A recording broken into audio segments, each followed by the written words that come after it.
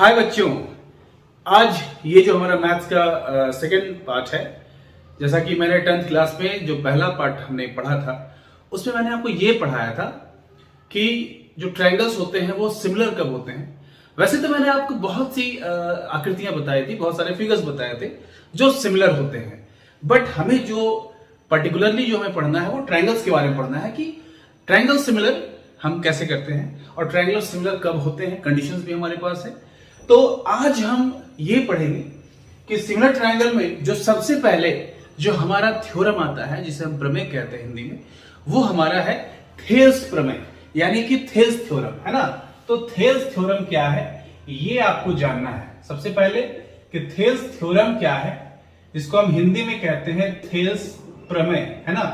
तो ये Thales theorem क्या है ये आज हम इसको बड़े अच्छे से समझेंगे, बड़े ईमानदारी से समझेंगे और आपको भी ईमानदारी से पढ़ाई करनी है, ठीक है। और इस चैनल में बने रहना है, ठीक है। तो थेल्स प्रमेय क्या है, थेल्स थ्योरम क्या है, इसको डिटेल में हम पढ़ते हैं, है ना। तो सबसे पहले कि मेरे पास एक त्रिभुज है, मेरे पास एक ट्रायंगल है ना। अब मेरे पास जो ये ट्रायंगल है, कौन सा ट्रायंगल है भाई, एबीसी, है ना। We have a triangle ABC और इस ट्रायंगल में क्या गिवन क्वांटिटीज है, क्या दिया हुआ है। तो दिया हुआ ये है कि मेरे पास एक लाइन सेगमेंट है, एक रेखा है, ठीक है, जिसका हम नाम दे देते हैं डीई, है ना। तो ये जो डीई है, ये जो दो भुजा है AB और AC, इसको दो बिंदुओं 2 पॉइंट्स, है ना, D और E, D एंड E पे प्रतिच्छेद करती है, जिसको हम बोलते हैं कि इंटरसेक्ट करती है, ठीक है। और क्या दिया हुआ है, और दिया हुआ है कि ये जो DE है, ये जो थर्ड साइड है BC, इसके ये पैरेलल है, इसके ये समांतर है। समांतर समझते होंगे आप लोग, है ना। बहुत लोग समांतर कहते हैं, बहुत लोग समानांतर कहते हैं, ठीक है। तो आपको समझना है कि समानांतर या कहीं कहीं समांतर भी कह देते हैं। तो ये एक्चुअली समानांतर है, ये कौन सा, DE और BC। तो हमें सिद्ध क्या करना है, हमें सिद्ध करना है, यही मेन पॉइंट है, आपको समझना है। सिद्ध क्या करना है, सिद्ध करना है कि ये जो रेखा D है ये बाकी दो भुजाओं को समान अनुपात में विभाजित करती है। विभाजित समझते हैं ना, विभाजित करने का मतलब है कि AD बाई DB का जो अनुपात है वो AE बाई EC के बराबर होगा, ये आपको समझना है, ठीक है। तो फिर से क्या है थेल्स का प्रमेय कि यदि किसी त्रिभुज में एक भुजा के समांतर अगर एक रेखा खींची जाए, कौन सी रेखा, DE, जो बाकी दो भुजाओं को D और E बिंदुओं पर प्रतिच्छेद करती है, तो सिद्ध करें कि रेखा DE बाकी दो भुजाओं को, बाकी दो अन्य दो भुजाओं को समान अनुपात में विभाजित करती है। कहने का मतलब है कि AD बाई DB बराबर AE बटा EC, है ना। हिंदी में बोलते हैं बटा, तो AD बटा DB बराबर AE बटा EC। और अगर इंग्लिश में बोलूं तो AD upon DB is equal to AE upon EC, ठीक है। तो ये आपको बड़ा इंपॉर्टेंट समझना, ठीक है। तो सबसे पहले जब भी हम कोई प्रमेय को बनाते हैं, प्रमेय को हम सॉल्व करते हैं, तो सबसे पहले देखिए इसके 4 स्टेप होते हैं, है ना। पहला स्टेप क्या होता है, पहला स्टेप हम लिख देते हैं दिया हुआ क्या है, इसको इंग्लिश में हम लिख देते हैं गिवन क्वांटिटीज, या सिर्फ गिवन लिखते हैं, दिया है। सेकंड हम क्या लिखते हैं, सेकंड लिखते हैं कि हमको साबित क्या करना है ना, हमको साबित क्या करना है, टू प्रूव। तो हम साबित करना लिखेंगे आपका सेकंड स्टेप में। थर्ड स्टेप में क्या लिखते हैं, थर्ड में लिखते हैं अगर हम कंस्ट्रक्शन कर रहे हैं, अगर हम रचना कर रहे हैं, तो सेकंड स्टेप में हम रचना लिख देंगे यानी कि कंस्ट्रक्शन, और फोर्थ में फिर हम उसका प्रूफ करेंगे। प्रूफ का मतलब प्रमाण, ठीक है। तो सबसे पहले गिवन दिया है, दूसरा टू प्रूव क्या सिद्ध करना है, क्या साबित करना है, तीसरा अगर कंस्ट्रक्शन है तो करेंगे, नहीं तो सीधे हम प्रूफ में चले जाएंगे। तो सबसे पहले जो हमारे पास आता है वो आता है दिया है ना। सबसे पहले क्या आता है, दिया है, जिसको हम इंग्लिश में क्या बोलते हैं, गिवन, ठीक है। क्या दिया है भाई, तो दिया है ABC इज ए ट्रायंगल। फिर से मैं कह रहा हूं, इंग्लिश में मैं बोल दूंगा, लिखूंगा इंग्लिश में, जो इंग्लिश वाले बच्चे हैं वो इंग्लिश में लिख लें, ठीक है। क्या है, ABC is a triangle in which DE is parallel to BC, है ना। ABC is a triangle in which DE is parallel to BC हो गया। इंग्लिश में लिखेंगे, हिंदी में क्या लिखेंगे कि ABC एक त्रिभुज है, ABC एक त्रिभुज है जिसमें D जो है वो पैरेलल है किसके, BC के, है ना। ये दिया हुआ है D is parallel to BC, ठीक है। तो पहला दिया है, हो गया। अब क्या लिखेंगे, अब लिखेंगे सिद्ध करना है। सिद्ध करना है, क्या सिद्ध करना है, सिद्ध करना है, जिसको इंग्लिश में क्या लिखेंगे आप, टू प्रूव। क्या सिद्ध करना है भाई, बहुत इजी है। क्या सिद्ध करना है, अनुपात, इसका अनुपात ये वाली भुजा और ये भुजा दोनों का अनुपात क्या हो रहा है भाई, AD बटा DB बराबर AE बटा EC, है ना। AD बटा DB बराबर AE बटा EC, ये हमको सिद्ध करना है, ठीक है। Okay, very good. अब इसमें हम क्या रचना करेंगे, आंसर है यस, करेंगे। तो रचना करेंगे तो क्या रचना करेंगे, तो रचना देखिए, इसमें हम कंस्ट्रक्शन क्या करते हैं, इंग्लिश वाले बच्चे कंस्ट्रक्शन लिखेंगे। रचना क्या करते हैं, रचना हम ये करते हैं कि हम E से एक परपेंडिकुलर यहां डालते हैं, है ना, यानी कि लंब डाल दिया हमने, और D से एक परपेंडिकुलर यहां डालते हैं, ये भी लंब डाल दिया, ये हमने डाल दिया L, ये हमने डाल दिया M। तो क्या किया हमने, L जो है वो हमने लंब, आप AD भी लिख सकते हैं, आप AB भी लिख सकते हैं। तो L हमने परपेंडिकुलर डाल दिया AB पर, और DM परपेंडिकुलर हमने डाल दिया AC पर। बस इतना ही क्या, नहीं, अभी एक छोटा सा और है, तनिक छोटा। क्या छोटा सा कंस्ट्रक्शन और है, हम D से C को मिला देंगे और हम B से E को मिला देंगे, ठीक है। ये कंस्ट्रक्शन हम करते हैं। तो रचना क्या किया हमने, रचना में लिखेंगे कि EL लंब AB, है ना, तथा DM लंब AC डाला, है ना।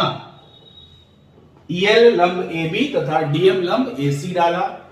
अब क्या लिखेंगे इसमें, और B को E से तथा C को D से मिलाया।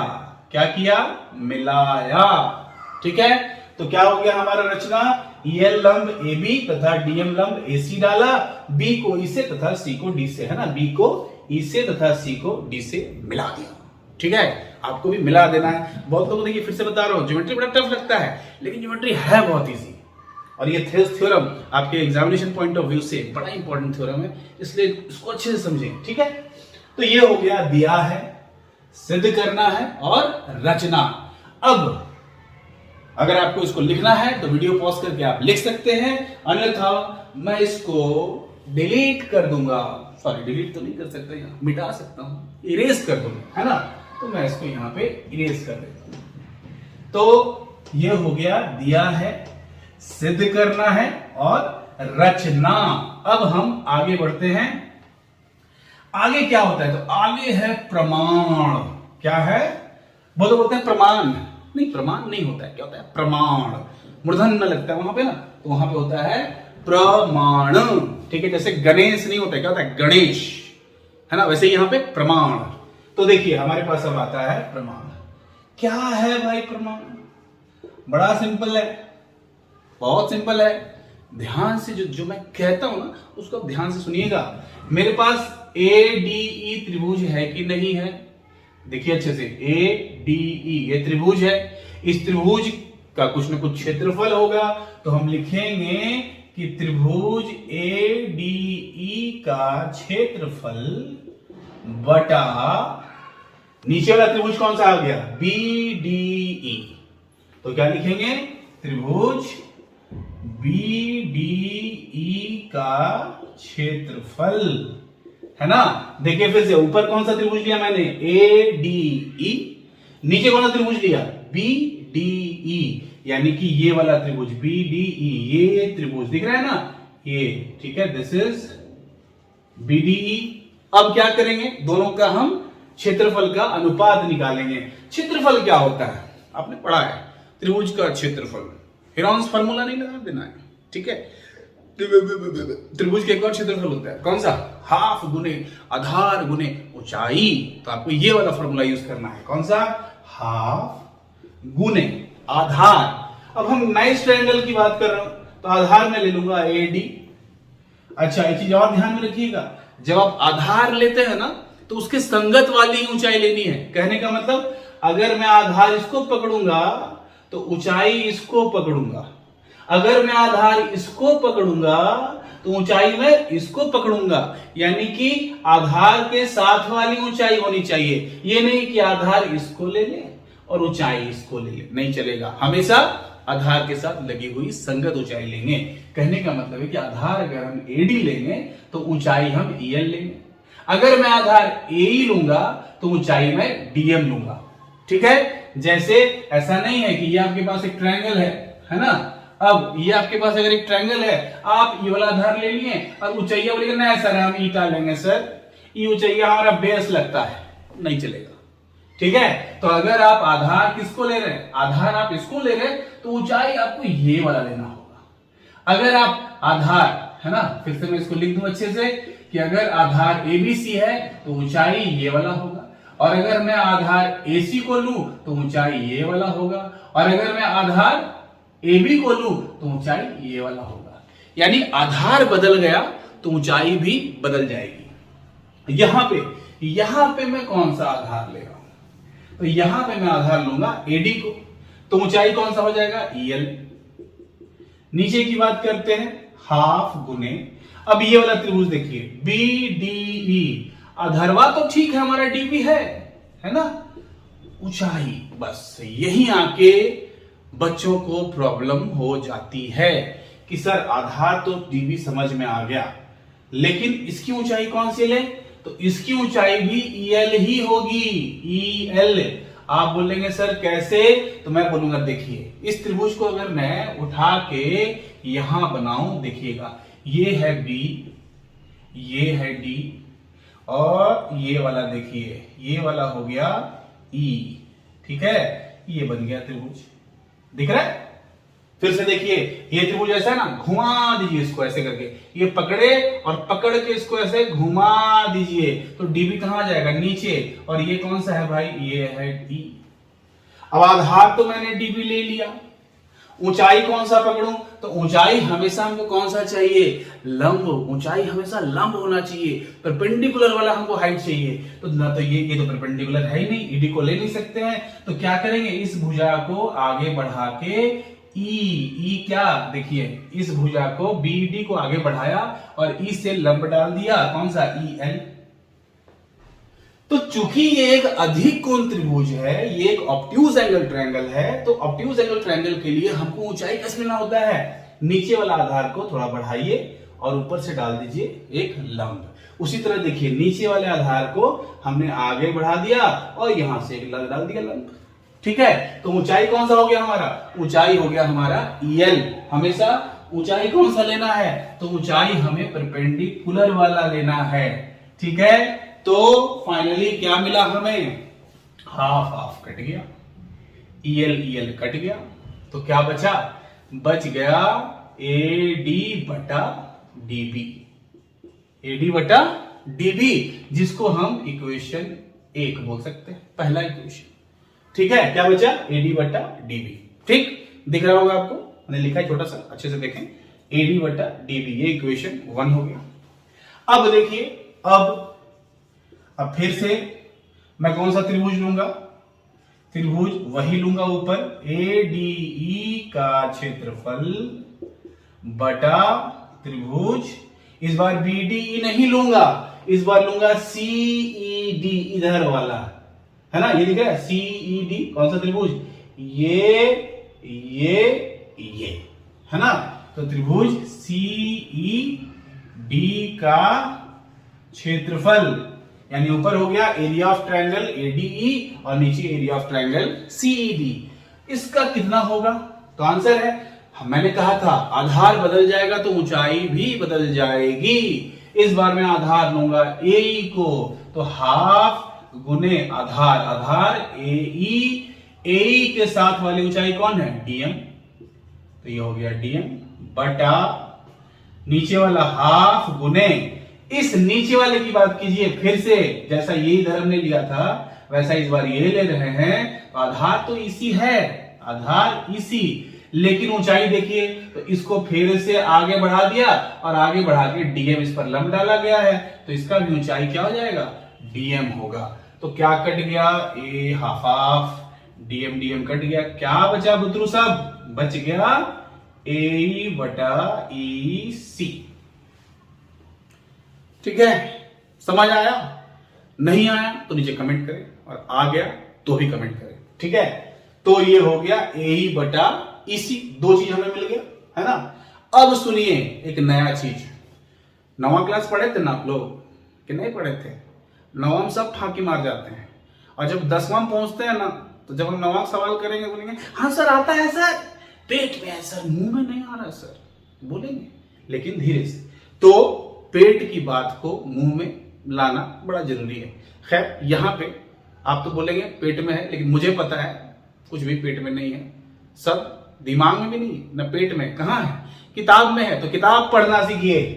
किताब आप लोग पढ़े थे 9th में, जो अच्छे बच्चे होंगे पढ़े थे, तो 9th में आप क्या पढ़े थे कि अगर हमारे पास दो त्रिभुज है और दोनों त्रिभुज अगर एक ही आधार पर है और एक ही समान समांतर रेखा के बीच में है, तो दोनों त्रिभुज का क्षेत्रफल बराबर होता है। कहने का मतलब यह है कि यदि दो त्रिभुज एक ही आधार और एक ही समान समांतर रेखाओं के बीच अवस्थित हैं, तो उनका क्षेत्रफल आपस में बराबर होगा। ये तो हिंदी में हो गया। अब अंग्रेजी वाला बुतरुएन बोलेगा सर आप तो हिंदी में बोल दिए, हम अंग्रेजी में क्या लिखें? तो अंग्रेजी में लिखेंगे कि if two triangles lies on the same base and between same parallel lines then their areas are equal. Okay, तो यहां पे देखिए ये जो त्रिभुज है बी डी ई, तो इसका आधार है डी, बी डी ई क्या है? डी। इसका देखिए सी ई डी, इसमें भी क्या है? ई डी मतलब डी। तो दोनों त्रिभुज में डी आ रहा है। और देखिए दोनों त्रिभुज, ये डी है ये बीसी है, तो डी और बीसी के बीच में तो ये दोनों त्रिभुज है। तो अगर ये डी और बीसी के बीच में ही ये दोनों त्रिभुज है, कौन सा? बी डी ई और सी ई डी, आधार भी दोनों का सेम है। दोनों का आधार देखिए बी डी ई एक ही आधार पर, सी ई डी एक ही आधार है, और दोनों डी और बीसी के बीच में है, एक ही समांतर रेखा के बीच में है। तो हम बोलेंगे कि दोनों का एरिया, क्षेत्रफल आपस में बराबर होगा। कैसे लिखेंगे? बोर्डवा में, भैया बोर्डवा मिटाना पड़ेगा। तो लिखिए, वीडियो पॉज कीजिए और लिखिए। तो हम आते हैं, थोड़ा सा मिटाते हैं, ठीक है। इसको नोट रखिएगा, इक्वेशन 1, और ये वाला कौन सा इक्वेशन है? इसको मान लीजिएगा इक्वेशन 2, ठीक है। इक्वेशन नंबर 2, सेकंड वाला को मान लीजिए इक्वेशन नंबर 2।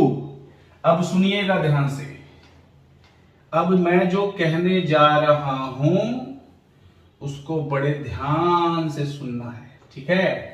क्या कहने जा रहा हूं?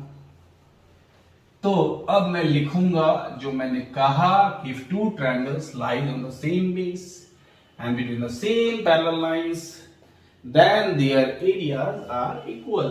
ठीक है, कहने का मतलब हिंदी में लिख रहा हूं कि यदि, क्योंकि हम यहां से लिखना चाहते हैं, तो यहां से लिखेंगे त्रिभुज BDE तथा त्रिभुज CED एक ही आधार DE तथा एक ही समानांतर या समांतर लिख दीजिए, समांतर रेखाएं DE और BC के बीच हैं, इसलिए त्रिभुज BDE का क्षेत्रफल बराबर हो जाएगा त्रिभुज CED के क्षेत्रफल के, है ना। ये वाला याद रखिए कि त्रिभुज BDE का क्षेत्रफल किसके बराबर हो गया, CED का क्षेत्रफल क्यों बराबर हो गया, ये भी आपको याद रखना है कि दोनों एक ही आधार DE, एक ही आधार DE और एक ही समांतर रेखा DE और BC के बीच है, ठीक है। तो बताइए इक्वेशन नंबर 2 हमारा क्या हो जाएगा, तो हमारा था इसीलिए समीकरण 2 क्या हो जाएगा, समीकरण 2 से क्या हो जाएगा, हमारा था त्रिभुज ADE का क्षेत्रफल बटा नीचे क्या आया था, नीचे आया था त्रिभुज CED का क्षेत्रफल। इक्वेशन नंबर 2 अगर आप लिखें तो वहां जाके देखिए कि हम 2 में लिखे थे नीचे त्रिभुज CED का क्षेत्रफल, लेकिन त्रिभुज CED का क्षेत्रफल तो BDE के क्षेत्रफल के बराबर है। तो जहां हम नीचे लिखे थे CED का क्षेत्रफल, वहां हम लिख सकते हैं BDE का क्षेत्रफल।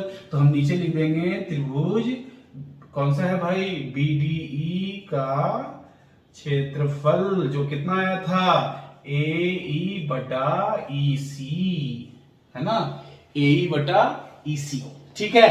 ये हो गया आपका समीकरण नंबर 3।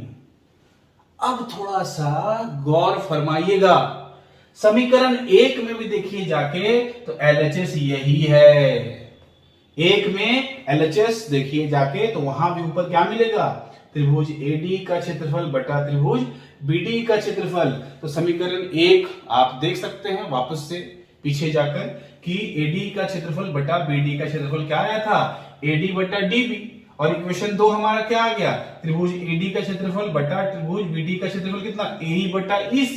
तो समीकरण 1 और 3 से क्या हो गया, तो समीकरण 1 और 3 से, किससे, समीकरण 1 और 3 से, है ना, समीकरण 1 और 3 से क्या हो जाएगा, दोनों का LHS बराबर है।